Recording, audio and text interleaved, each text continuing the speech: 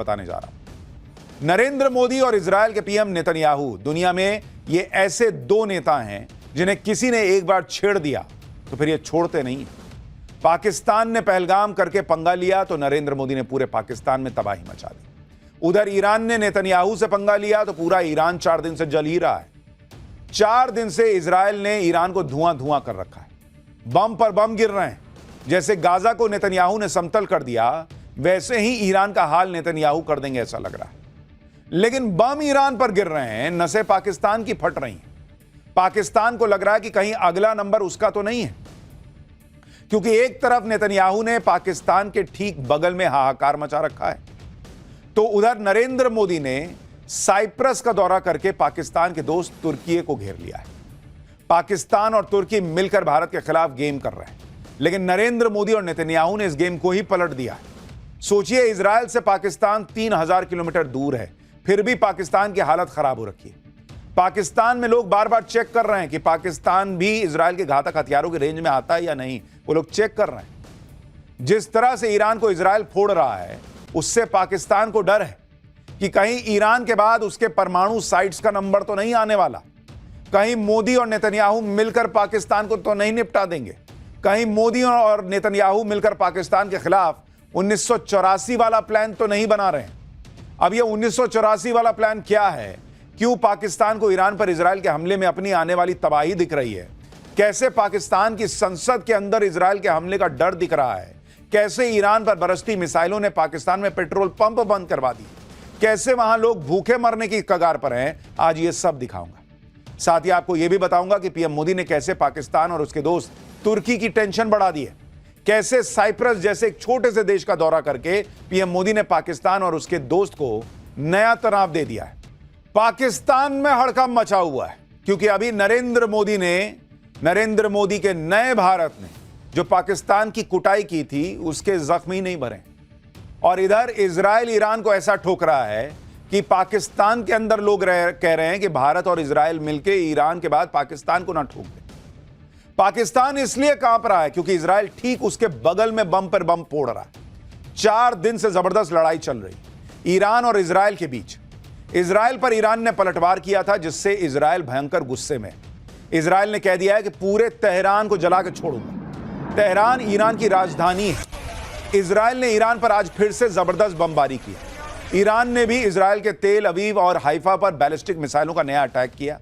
इस जंग को 4 दिन हो रहे हैं और 4 दिन में इजराइल ने ईरान में जबरदस्त तबाही मचाई है। उसकी आप तस्वीरें देखिए। ईरान भी पलट के हमला कर रहा है, लेकिन जिस तरह से इजराइल फोड़ रहा है, ईरान के पास जवाब उस तरह का नहीं है। इजराइल के पास जबरदस्त एयर डिफेंस सिस्टम है और इसलिए उसे ज्यादा नुकसान नहीं हो रहा, जबकि ईरान बर्बाद होता चला जा रहा है।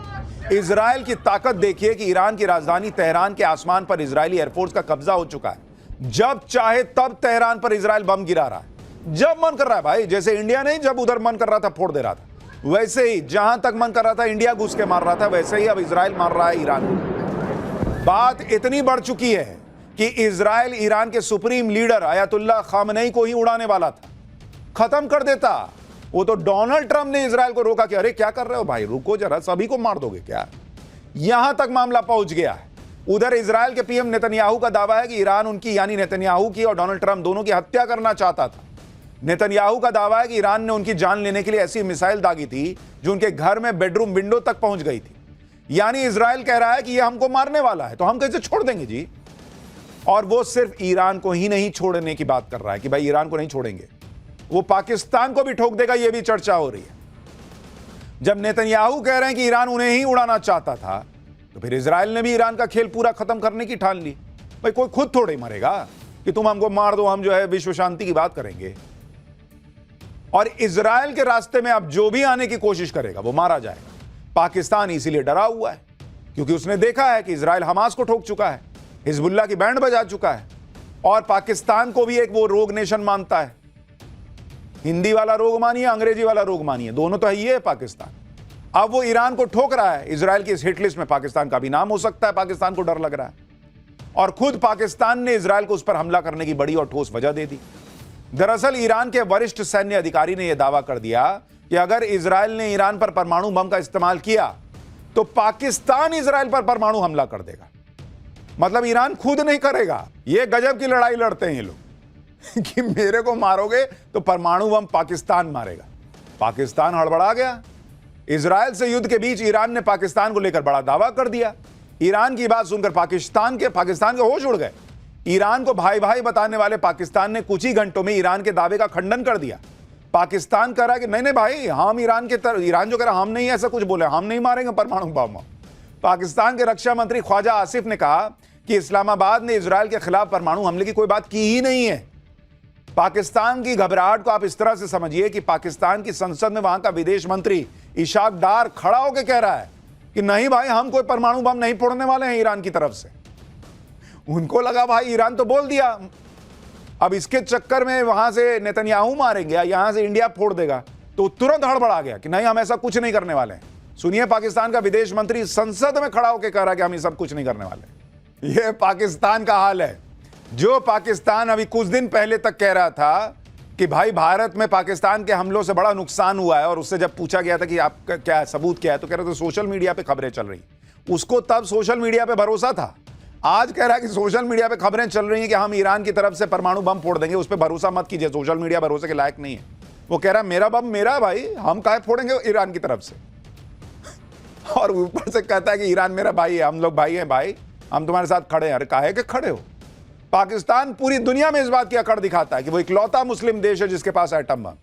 कहता रहता है कि उसका एटम बम मुसलमानों को बचाने के लिए, इस एटम बम से वो पूरी दुनिया के मुसलमानों को बचाएगा। लेकिन बात जब ईरान के मुसलमानों की आई तो सामने इजराइल दिख गया, उसकी हालत खराब हो गई। पीछे पाकिस्तान को दिख रहा है कि इंडिया ठोक देगा, इधर सामने इजराइल खड़ा है, वो कह रहा है कि नहीं नहीं, हमारे पास एटम बम है तो मेरे लिए ना है, हम थोड़ी इजराइल पे फोड़ने जा रहे हैं। पाकिस्तान खूब माहौल बना रहा था कि जैसे ईरान को इजराइल से वो ही बचा लेगा। पाकिस्तान के रक्षा मंत्री तो अपनी संसद में खड़े होकर ईरान को भाई बता रहे थे, कह रहे थे कि पाकिस्तान हर तरीके से ईरान का साथ देगा। जब साथ देने की बात ही आई तो पीछे से पलट के निकल लिए कि कहाँ, हम नहीं, तुम अपना लड़ो। पाकिस्तान वही वाला दोस्त है जो आपसे कहेगा कि भाई मैं तेरा भाई है, जहां बोलोगे वहां खड़ा हूं, चलो लड़ने चलो, उधर मारा पीटी हो रही है तो यार जरा सा ना मम्मी बोली है सब्जी लेके आने, मैं लेके आता हूं, तुम बड़ो लड़ो, मैं आता हूं, वहीं मिलूंगा चौक पे। वो है पाकिस्तान। और वो क्या लड़ेगा? अभी तो वो खुद ठुका है भारत से, तो क्या ईरान से लड़ेगा? और उसको पता है कि भाई उधर से इजराइल, इधर से भारत, दोनों शुरू हो गए तो हम खत्म हो जाएंगे। पाकिस्तान सिर्फ बड़ी बड़ी बातें कर सकता है, लेकिन आप पाकिस्तान की हालत देखिए। ईरान 4 दिन से जल रहा है, वहां से लोग भाग रहे हैं, तो पाकिस्तान ने ईरान का बॉर्डर क्लोज कर दिया। ये देखे दुनिया भर के मुसलमान देखें जो ये सोचते हैं कि पाकिस्तान एक इस्लामिक देश है तो मुसलमानों के लिए खड़ा होगा। भाई उसने ईरान का बॉर्डर क्लोज कर दिया कि मेरे तरफ मत आओ। पाकिस्तान से ईरान की करीब 900 किलोमीटर की बड़ी सीमा लगती है। पाकिस्तान को लग रहा है कि ईरान में इजराइल के बम फूट रहे हैं तो ईरान के लोग भागकर पाकिस्तान आ जाएंगे। सोचिए, जो पाकिस्तान ईरान के लिए इजराइल पर एटम बम चलाने की बातें कर रहा था, वो इतना डरपोक है कि ईरान के लोगों के लिए अपना बॉर्डर बंद करके बैठा है कि मेरे यहां मत आओ, मरना है तो उधर मरो। ये दुनिया भर के मुसलमान देखें पाकिस्तान की सच्चाई। जो जब चाइना से पैसा लेना होता है तो शिनजियांग में जब मुसलमानों पर अत्याचार होता है, उइगर मुसलमानों पे, तो चुप बैठ जाता है कि मारो ना यार, हमको क्या, हमको पैसा दे दो, तुम कर्जा दे दो, मेरे भीख वाले कटोरे में पैसा डाल दो। अब जब ईरान को मार रहा है इजराइल तो अपना बॉर्डर सील कर दिया। यह है पाकिस्तान की सच्चाई जो दुनिया भर के मुसलमानों को देखनी चाहिए। हमारे यहां कुछ हैं जिनका दिल धड़कता है शायद उधर के लिए, कुछ ही होंगे, लेकिन उनको भी देखना चाहिए पाकिस्तान का सच क्या है। पाकिस्तान ऐसा इसलिए कर रहा है क्योंकि उसे पता है कि इजराइल अगर ईरान को ठोक सकता है तो पाकिस्तान को ठोकने में देरी नहीं लगाएगा। पाकिस्तान को अब अपने एटम बम का डर सता रहा है कि जिन एटम बम के दम पर पाकिस्तान फूलता है वो एटम बम कहीं इजराइल के टारगेट पर तो नहीं है, क्योंकि इजराइल बहुत पहले से कहता रहा है कि ईरान के साथ साथ पाकिस्तान भी दुनिया के लिए बड़ा खतरा है। इजराइल के प्रधानमंत्री नेतन्याहू का एक पुराना बयान सुनिए। वो बहुत सालों से कह रहे हैं कि ईरान नंबर 1, पाकिस्तान नंबर 2, दोनों बर्बाद देश हैं, दोनों को खत्म कर देना चाहिए। So the greatest mission that we have is to prevent a militant Islamic regime from meeting up with nuclear weapons or from nuclear weapons meeting up with a militant Islamic regime. The first is called Iran, the second is called Pakistan. Netanyahu ने तो यहां तक साफ साफ कहा था कि पाकिस्तान और ईरान जैसे मुस्लिम देशों के पास एटम बम होने ही नहीं चाहिए, और इजराइल पूरा दम लगा देगा कि ऐसे मुस्लिम देशों के हाथ एटम बम लगे ही ना। अब ईरान तो एटम बम नहीं बना पाया, लेकिन पाकिस्तान ने एटम बम बना लिया। लेकिन जैसे आज इजराइल ने ईरान पर बमबारी करके उसे एटम बम हासिल करने से रोक दिया है, वैसे ही भारत भी कर सकता था। और यह 1984 की बात है। उस वक्त बड़ा मौका था जब पाकिस्तान को एटम बम हासिल करने से रोका जा सकता था। साल 1984 में पाकिस्तान को रोकने के लिए इजराइल ने भारत के साथ एक सीक्रेट मिशन का प्लान शेयर किया था। योजना थी कि भारत और इजराइल दोनों देश मिलकर पाकिस्तान के परमाणु ठिकानों पर हमला करेंगे और उसे नष्ट कर देंगे। पाकिस्तान के परमाणु ठिकानों पर हमला करने के लिए इजरायली विमानों को गुजरात के जामनगर एयरबेस से उड़ान भरनी थी। योजना के मुताबिक इजरायली जेट कश्मीर के पहाड़ी इलाके में रडार से बचते हुए आगे बढ़ते और इस्लामाबाद के पास पहुंचकर हमला कर देते। लेकिन अमेरिकी मीडिया में इस प्लान की खबरें लीक हो गई। पाकिस्तान सतर्क हो गया था और फिर ऑपरेशन रोकना पड़ा। लेकिन जो काम तब नहीं हो सका था, वो काम अब नरेंद्र मोदी और नेतन्याहू मिलकर कर सकते हैं। मोदी तो अभी अभी पाकिस्तान को ट्रेलर दिखा चुके हैं और इजराइल की हिटलिस्ट में पाकिस्तान सालों से। इसलिए पाकिस्तान को डर है कि कहीं एटम बम वाली बात इजराइल के खिलाफ गई है तो इजराइल उसे फोड़ने में देर ना लगाए। पाकिस्तान की संसद में खुद पाकिस्तान के सांसद कह रहे हैं कि ईरान के बाद अगला नंबर पाकिस्तान का है। पाकिस्तान में इतना डर इसलिए भी है क्योंकि इजराइल जो है ना, वो रगेद रगेद के मारता है। और आप देखिए ईरान का क्या हाल हो गया है। ईरान पर जैसे जैसे बम गिर रहे हैं, वैसे वैसे पाकिस्तान की सांसें ऊपर नीचे हो रही हैं। ईरान पर किस तरह इजराइल अटैक कर रहा है, उसका बिल्कुल लेटेस्ट वीडियो आपको दिखाता हूं। इजराइल ने अब से कुछ देर पहले ही ईरान के सरकारी टीवी चैनल पर हमला कर दिया। वो देखिए, वो एंकर पढ़ रही थी, वो भाई वो निकल गई वहां से कि मैं मर जाऊंगी, न्यूज ऑन एयर जाए ना जाए, मैं सीधा एयर में चली जाऊंगी। धमाका होते ही न्यूज एंकर भाग खड़ी हुई। और इसलिए इजराइल से पाकिस्तान खौफ खाता है। आप देखिए ना बॉस, जहां मन कर रहा है वहां इजराइल ठोक रहा है ईरान को। टीवी एंकर वहां से भाग गई भाई कि मैं न्यूज बाद में बताऊंगी, मैं न्यूज पहले बन जाऊंगी, थोड़ी देर और बैठी। तो ये बातें सिर्फ पाकिस्तान के नेता ही नहीं कर रहे, बल्कि पाकिस्तान की जनता भी जानती है कि ईरान के हमले में अगर पाकिस्तान ने जरा भी इधर उधर करने की कोशिश की या इजराइल की तरफ नजर भी उठाई तो इजराइल आंखें निकाल लेगा।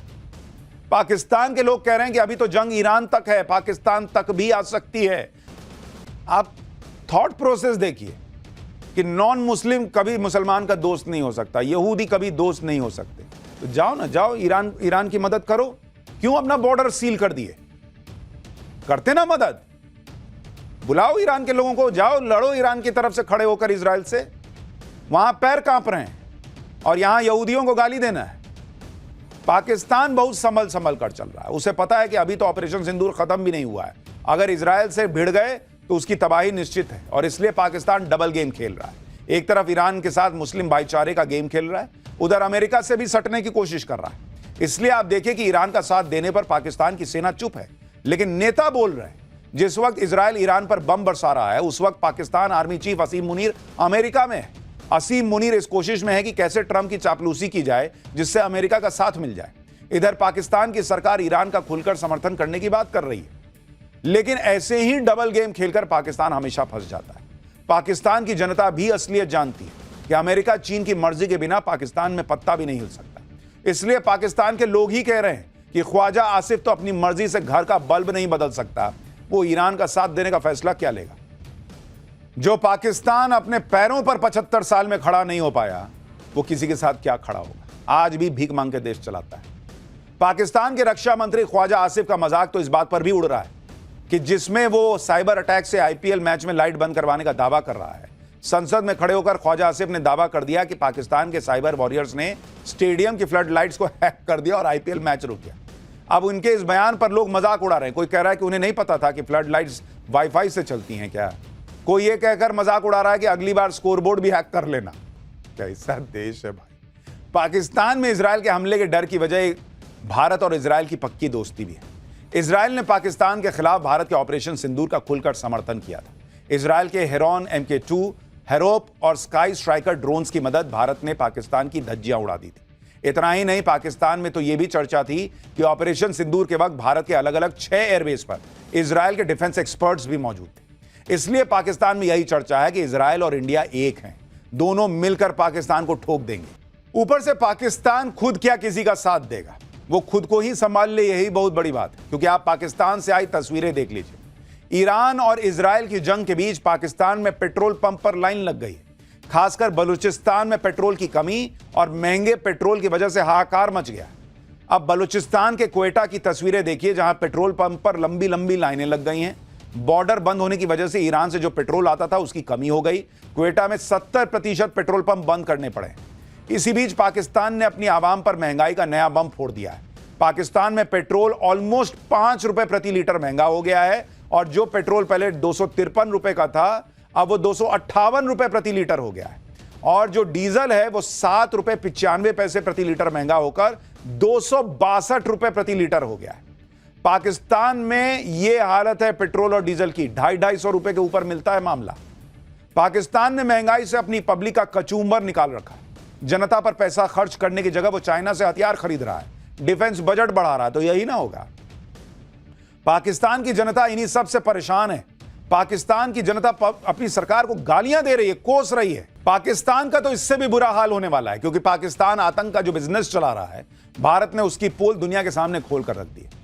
नरेंद्र मोदी ने पाकिस्तान के खिलाफ जो कूटनीतिक मोर्चा खोला था, उसका असर देखिए कि टेरर फाइनेंसिंग पर नजर रखने वाली ग्लोबल संस्था FATF ने पहलगाम आतंकी हमले पर बड़ा बयान दिया है। FATF ने ऐसे आतंकी हमले पर चिंता जताते हुए कहा है कि ऐसे हमले बिना फंडिंग के नहीं हो सकते। फाइनेंशियल एक्शन टास्क फोर्स ने आतंकी संगठनों को मिलने वाली फंडिंग पर लगाम लगाने पर जोर दिया है। FATF ने यह भी कहा है कि वो जल्द ही टेरर फंडिंग पर अपनी एक बड़ी रिपोर्ट जारी करने वाला है। FATF के इस रुख से साफ है कि आतंक को पालने पोसने वाले पाकिस्तान पर बड़े एक्शन की तैयारी हो रही है। न सिर्फ पाकिस्तान को नरेंद्र मोदी ने हर तरफ से घेर रखा है, बल्कि पाकिस्तान का जो साथ दे रहा है उसको भी नरेंद्र मोदी ठिकाने लगाने में जुटे। आज ही देखिए कि नरेंद्र मोदी ने कैसा गजब का मास्टर स्ट्रोक खेला। पीएम मोदी विदेश दौरे पर साइप्रस चले गए थे, जिससे पाकिस्तान के दोस्त तुर्की की नींद उड़ गई। साइप्रस वैसे तो छोटा सा देश जरूर है, लेकिन नरेंद्र मोदी ने इस छोटे से देश में भी जाकर तुर्की और पाकिस्तान के खिलाफ बड़ा धमाका कर दिया, क्योंकि साइप्रस उस तुर्की की दुखती रग है जो तुर्की पाकिस्तान का साथ दे रहा था। तुर्की ने सालों से साइप्रस की काफी जमीन पर कब्जा कर रखा है। नरेंद्र मोदी आज साइप्रस जाकर उस जमीन को देखकर आ गए। ये देखिए, वो तस्वीरें देख रहे हैं जहां वो दिखाया जा रहा है कि देखिए भाई, ये तुर्की ने जमीन कब्जा कर रखी है, वहां बातचीत चल रही है। नरेंद्र मोदी समझ रहे हैं, अच्छा जमीन कब्जा किया है, बताओ तो। इससे तुर्की को जबरदस्त मिर्ची लग गई होगी। साइप्रस के राष्ट्रपति के साथ जाकर नरेंद्र मोदी ने उस इलाके को देखा जहां तुर्की ने कब्जा किया हुआ है। ये तस्वीरें देखिए, वो दिखा रहा है कि देखिए ना सर, वही कब्जा किए हुए। अच्छा, 3 बार फोड़ेंगे वही ले लेंगे, कुछ कह रहे होंगे, मैं तो ऐसे ही कह रहा हूं। तस्वीरें तुर्की के लिए बड़ा मैसेज है कि अगर पाकिस्तान का साथ दोगे तो भारत भी खुलकर साइप्रस का साथ देगा। साइप्रस में सालों बाद कोई भारतीय प्रधानमंत्री पहुंचा है, लेकिन साइप्रस का रणनीतिक महत्व नरेंद्र मोदी ने समझा और ठीक उसी वक्त साइप्रस गए जब तुर्की पाकिस्तान का साथ दे रहा है।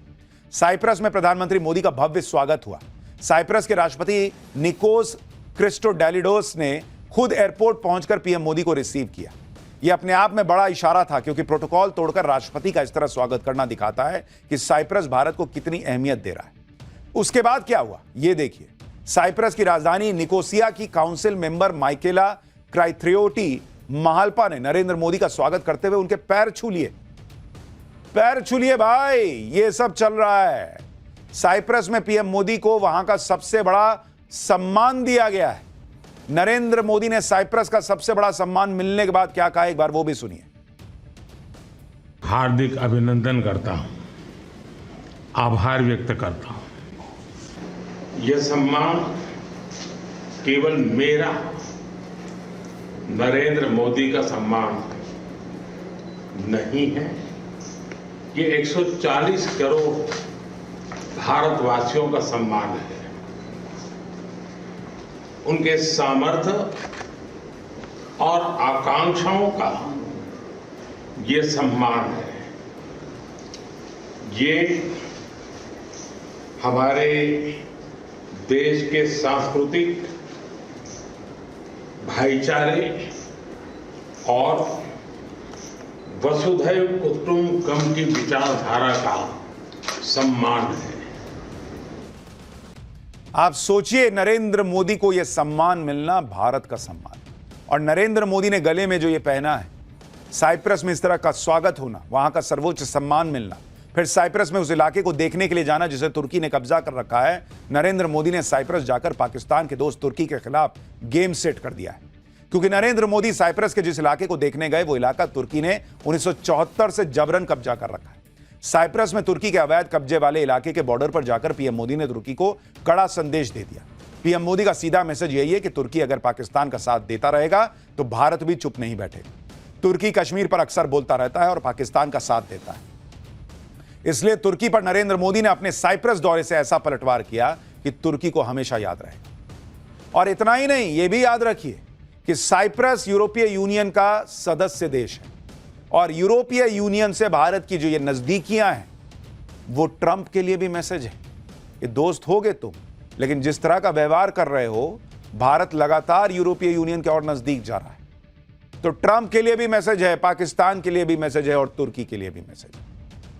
खैर, नरेंद्र मोदी और इजराइल जिस तरह से पाकिस्तान के पैरों तले जमीन खींच रहे हैं ये तो आपने देखा, लेकिन फिलहाल अगला चैप्टर जिसमें आम लोगों के पैरों तले जमीन निकल जा रही है भाई, जिस तरह से क्रैश हो रहे हैं प्लेन, हेलीकॉप्टर वगैरह। पहले प्लेन क्रैश, फिर हेलीकॉप्टर क्रैश, एक के बाद एक इमरजेंसी लैंडिंग। देश में हो क्या रहा है? अहमदाबाद प्लेन क्रैश के पीछे बड़ी साजिश थी क्या? बाबा रामदेव जी ने जो कहा उसका सच क्या निकला? 47 दिन, 3 इमरजेंसी लैंडिंग, 2 क्रैश, केदारनाथ में हेलीकॉप्टर हादसों के पीछे का कारण क्या है? अब इसका चैप्टर खोल रहा हूं भाई। अहमदाबाद प्लेन क्रैश को 4 दिन तो बीत गए, लेकिन लोगों के दिमाग से प्लेन क्रैश की तस्वीरें निकल नहीं रही हैं। जिसने भी प्लेन क्रैश का वीडियो देखा है वो अभी तक घबराए हुए हैं लोग भाई। जो रेगुलर हवाई यात्रा करते हैं वो तनाव में है कि भाई जाएं न जाएं फ्लाइट में, क्या करें। लोगों को टेंशन हो गई है और इस घबराहट की अपनी वजह भी है, क्योंकि एक तो अहमदाबाद प्लेन क्रैश में किसी ने सोचा नहीं था कि बोइंग ड्रीम लाइनर जैसे सुरक्षित विमान के साथ ऐसा भयानक हादसा हो जाएगा। दूसरी बात यह है कि जब से अहमदाबाद प्लेन क्रैश हुआ है तब से विमानों में गड़बड़ी की लगातार खबरें आ रही हैं भाई। कहीं प्लेन में तकनीकी खराबी हो रही है, कहीं इमरजेंसी लैंडिंग करानी पड़ रही है। अहमदाबाद में एयर इंडिया का जो विमान क्रैश हुआ वो बोइंग 787 ड्रीम लाइनर था। पिछले 2 दिन में बोइंग 787 ड्रीम लाइनर में तकनीकी गड़बड़ी की खबरें आ रही हैं। हांगकांग से दिल्ली आ रहे बोइंग 787 को बीच फ्लाइट से यू टर्न लेकर वापस हांगकांग में इमरजेंसी लैंडिंग करवानी पड़ी। ब्रिटिश एयरवेज के बोइंग 787 की भी टेक्निकल ग्लिच की वजह से लंदन एयरपोर्ट पर उसको उतारना पड़ गया। भाई पब्लिक घबराएगी नहीं, एक तरफ एक हादसा हो गया, दूसरी तरफ इमरजेंसी लैंडिंग की बातें चल रही हैं। आप वो तस्वीरें दिखाइए, जिस तरह से जो तस्वीरें आ रही हैं इमरजेंसी लैंडिंग की, हादसे की, वो दिखाइए। भाई पब्लिक हैरान है। बोइंग के ड्रीम लाइनर को लोग क्यों डेड लाइनर कह रहे हैं? प्लेन क्रैश के बाद भारत सरकार ने बोइंग विमानों को लेकर क्या फैसला किया आज आपको बताऊंगा। लेकिन इसी बीच बाबा रामदेव ने अहमदाबाद प्लेन क्रैश को लेकर एक बड़ा दावा कर दिया। उन्होंने कहा कि प्लेन क्रैश के पीछे तुर्की की साजिश तो नहीं है, इसकी जांच होनी चाहिए। उसका सच क्या है यह भी आज आपको बताऊंगा। लेकिन आप यह भी देखिए कि अहमदाबाद क्रैश के बाद विमानों में तकनीकी खामियों के ऐसे ऐसे वीडियो आ रहे हैं कि लोग समझ नहीं पा रहे कि यह सब चल क्या रहा है। बॉस प्लेन उड़ रहे हैं, फिर वापस इमरजेंसी लैंडिंग हो रही है, कहीं पहियों से चिंगारी निकल जा रही है। आप तस्वीर देखिए भाई, धुआं वहां पे फैला हुआ है। अभी लोग अहमदाबाद प्लेन क्रैश के सदमे से उबरे नहीं थे। रविवार को केदारनाथ में एक हेलीकॉप्टर क्रैश हो गया, इसमें 7 श्रद्धालुओं की मौत हो गई। इससे पहले भी केदारनाथ में श्रद्धालुओं को दर्शन करवाने ले जा रहे हेलीकॉप्टर के क्रैश होने की खबरें आई थी। केदार घाटी में बीते 14 सालों में 13 हेलीकॉप्टर दुर्घटनाएं हुई हैं, जिसमें 41 लोगों की जान जा चुकी है। केदारनाथ धाम में हेलीकॉप्टर क्रैश की जांच में क्या पता लगा है? अहमदाबाद प्लेन क्रैश में अब क्या नया खुलासा हुआ है? बोइंग ड्रीम लाइनर पर अब कौन से नए सवाल उठे हैं? आज आपको यह सब देखना चाहिए। लेकिन पहले जो हो रहा है उसकी एक झलक देखिए भाई। जब से अहमदाबाद की घटना हुई है तब से लगातार एक के बाद एक ऐसी खबरें आ रही हैं जिसमें कहीं विमानों को वापस लौटना पड़ रहा है, कहीं इमरजेंसी लैंडिंग करवानी पड़ रही है, कहीं विमानों में कुछ और खामियां आ जा रही। जैसे आप देखिए कि कल ही ब्रिटिश एयरवेज के बोइंग 787 ड्रीम लाइनर ने लंदन के हीथ्रो एयरपोर्ट से चेन्नई के लिए उड़ान भरी, लेकिन उसे वापस हीथ्रो एयरपोर्ट पर इमरजेंसी लैंडिंग करनी पड़ी, क्योंकि लगभग 15,000 फीट की ऊंचाई पर पायलट ने महसूस किया कि प्लेन में कोई दिक्कत है। जांच की तो पता चला कि प्लेन में फ्लैप सिस्टम में गड़बड़ी है। अहमदाबाद प्लेन क्रैश में भी एक आशंका यही जताई जा रही है कि विमान के फ्लैप में गड़बड़ी की वजह से विमान ऊपर जाने की बजाय नीचे गिरकर फट गया। लेकिन गनीमत रही कि ब्रिटिश एयरवेज के विमान के साथ ऐसा नहीं हुआ। गड़बड़ी का पता चलते ही विमान के अतिरिक्त फ्यूल को हवा में गिरा दिया गया ताकि विमान का वजन कम हो सके। ये देखिए कैसे उसमें से ईंधन निकाल दिया गया कि भाई निकलो, तुम वजन कम करने दो, मुझे उतरने दो। किसी भी संभावित रिस्क से बचने के लिए ईंधन गिराकर विमान का वजन घटाना स्टैंडर्ड प्रोटोकॉल का हिस्सा होता है, जिससे इमरजेंसी लैंडिंग में आसानी होती है। लगभग 1.25 घंटे तक हवा में रहने के बाद विमान ने हीथ्रो के रनवे पर सुरक्षित लैंडिंग की। सभी यात्रियों और क्रू को सुरक्षित उतार लिया गया। भाई विमान तो सुरक्षित उतर गया, लेकिन पब्लिक में तो तनाव हो गया कि चल क्या रहा है। सोचिए पैसेंजर्स का क्या हाल हुआ होगा। जो लोग उस प्लेन में थे उनकी सांसें अटक गई। एक घटना हो तो समझ में आए, लगातार एक के बाद ऐसा हो रहा है। आज बोइंग के ड्रीमलाइनर से जुड़ी एक और डरा देने वाली खबर आई। एयर इंडिया की एक फ्लाइट ने आज सुबह हांगकांग से नई दिल्ली के लिए उड़ान भरी। एयर इंडिया का यह विमान भी बोइंग का बनाया हुआ 787 ड्रीमलाइनर ही था, जो अहमदाबाद में क्रैश हुआ था। वही वाला उसी कैटेगरी का था। विमान का टेक ऑफ तो स्मूथ था, लेकिन बीच रास्ते में विमान में तकनीकी खराबी का पता चला, जिसके बाद पायलट ने तुरंत फैसला किया कि विमान को वापस हांगकांग ले जाकर लैंड करवाए।